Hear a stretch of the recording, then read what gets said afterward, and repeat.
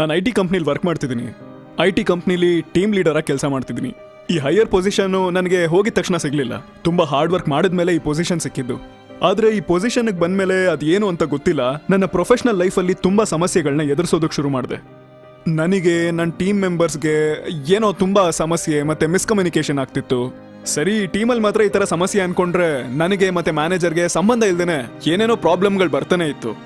ಪ್ರತಿದಿನ ಆಫೀಸಿಗೆ ಹೋಗೋವಾಗ ಇವತ್ತು ಏನೇನು ಪ್ರಾಬ್ಲಮ್ ಫೇಸ್ ಮಾಡಬೇಕು ಅಂತ ಆ ಥರ ಸ್ಟ್ರೆಸ್ಸು ತುಂಬಾ ಜಾಸ್ತಿ ಆಗ್ತಾ ಇತ್ತು.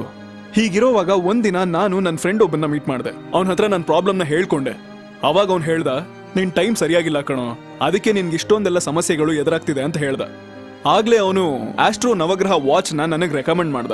ಇದನ್ನ ಕಟ್ಕೋ, ಎಲ್ಲ ಚೇಂಜ್ ಆಗುತ್ತೆ ಅಂತ ಹೇಳ್ದ.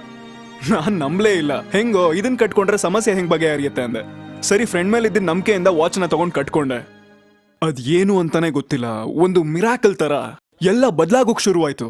ನನ್ನ ಪ್ರೊಫೆಷನಲ್ ಲೈಫಲ್ಲಿ ಇದ್ದಿದ್ದ ಸಮಸ್ಯೆ ಎಲ್ಲ ಬಗೆಹರಿತು. ನನಗೂ ನನ್ನ ಟೀಮ್ ಮೆಂಬರ್ಸ್ಗೂ ಯಾವುದೇ ಸಮಸ್ಯೆ ಇರಲಿಲ್ಲ. ನನಗೆ ಮತ್ತೆ ನನ್ನ ಮ್ಯಾನೇಜರ್ಗೆ ಇವಾಗ ಯಾವುದು ಮಿಸ್ಕಮ್ಯುನಿಕೇಶನ್ ಇಲ್ಲದೆ ಚೆನ್ನಾಗೇ ನಡೀತಾ ಇದೆ. ಇದಕ್ಕೆಲ್ಲ ಕಾರಣ ಈ ಆಸ್ಟ್ರೋ ನವಗ್ರಹ ವಾಚೆ.